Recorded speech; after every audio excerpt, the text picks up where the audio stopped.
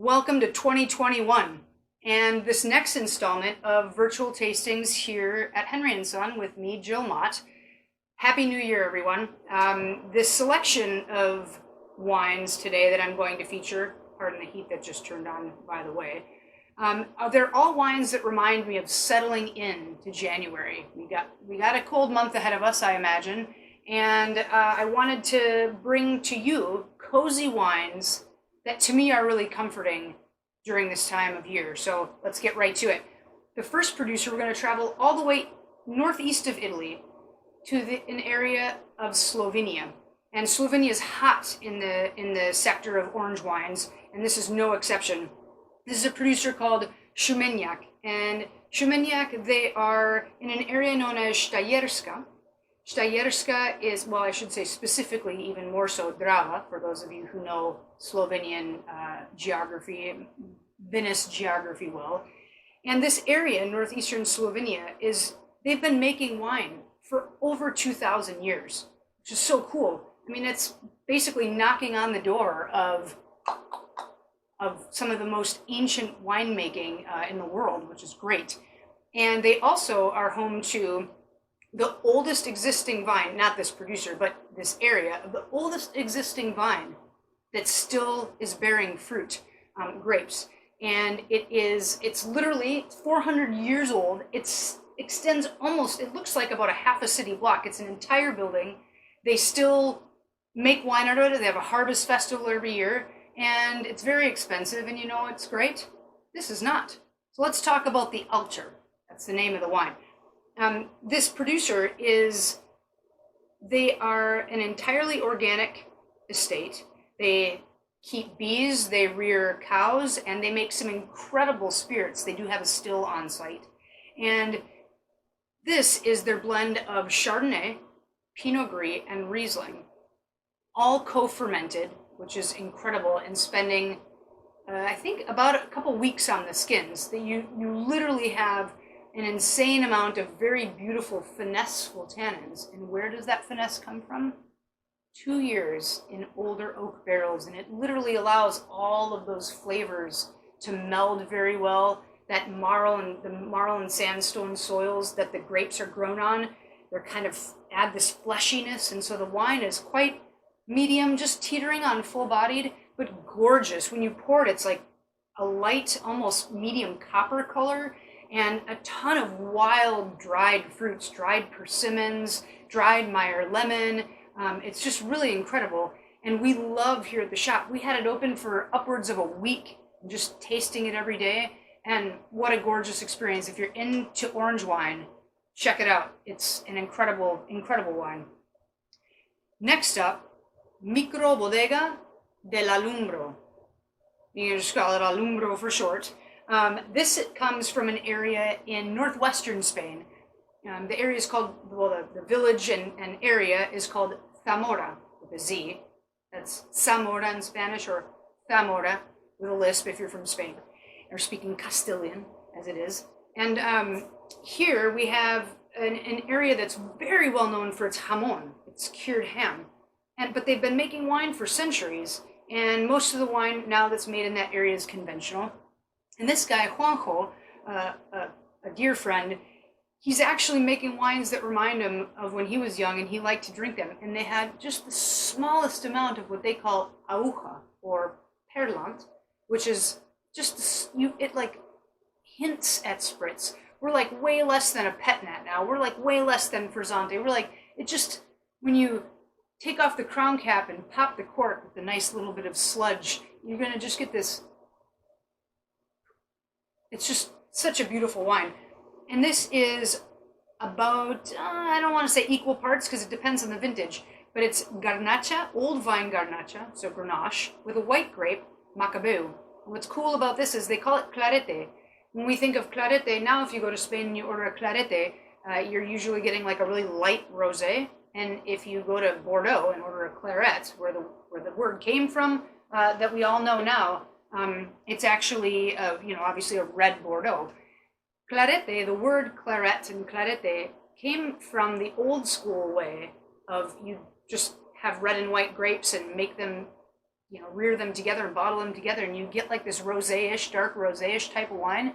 So this is a very old, it's clarete, and it's actually true clarete. You have a red and a white made together. Delicious stuff. A lot of beautiful, extremely fresh fruits, like right off the vine or right off the tree. Grapes, figs, blackberries, even though it's a red wine, or I'm sorry, a rosé, but like a red grape, you're getting just all these like dark fruits, but very fresh and very lively, and red fruits. It's just an awesome wine.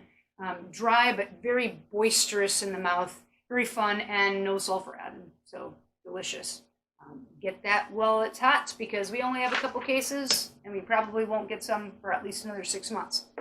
Last but very certainly not least, Mathiasen. Red. Bubbles. Check out those bubbles. Who'da thunk it? Why is Mathiasen making sparkling wine, and especially out of this grape? I'll tell you why. Because it's flipping delicious. Just a quick background on Mathiasen, in case you don't know who this power couple is in the wine world. You have Steve Mathiasen, who's wanted to be a farmer basically since he was out, just probably still in the womb. And then you have his partner in crime and in love, Jill Klein Mathiasen, who is incredible. She studied botany. She studied ancient farming techniques in Israel. And they've come together to have this amazing project, obviously called Mathiasen, all organic fruit that they're either farming or sourcing from, and just really, really classic California wines, but very balanced and very healthy and just a joy to drink. This is all sourced from the Windmill Vineyard. And I'm not telling you what it is because, well, I'll just tell you this. It's sparkling Durif, also known as, what is Durif? Petit Syrah.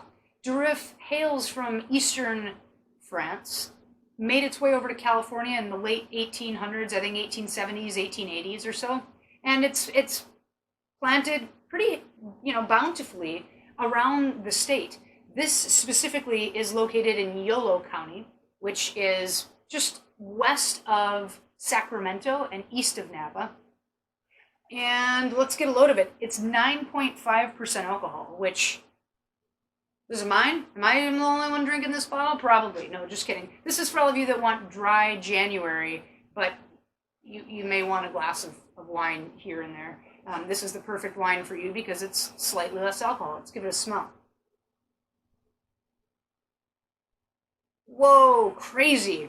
It's like wet earth and like, I don't want to say pepperoni because it doesn't, but it smells like jerky or like turkey jerky or something. Yeah, it's not as spiced as like a pepperoni, but it definitely has a meatiness to it, and the color's just so dark. A la Petit Syrah, of course. Oh, a lot of dark fruits. You get like dark currants and boysenberry. Whoa. And if any of you ever went to Perkins in high school and you got like the little trifecta of jams, you got like maple and some weird one that looked maybe apricot-y, and then there was the little purple one. It's not sweet, obvi, but it's got like that just very boisterous, really delicious smelling fruit.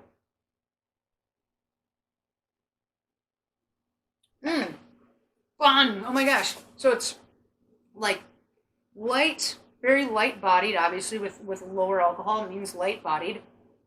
And the fizz is just, it's like frizzante, it's definitely got more than a little less than a Prosecco, but definitely way more than the rosé that we just talked about.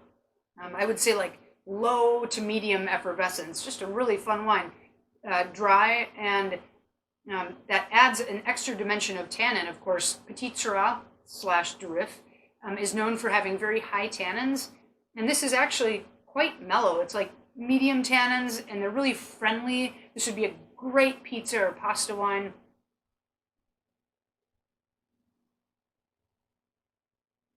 And just a really interesting agridolce finish. Like it reminds me of if balsamic vinegar wasn't sour, but it just tastes like that kind of dark, kind of sinister feel of that, what that tastes like, is how it finishes. And it's just a really fun wine, really rare. I don't think they've ever made a Petite Syrah before that has some sparkle to it.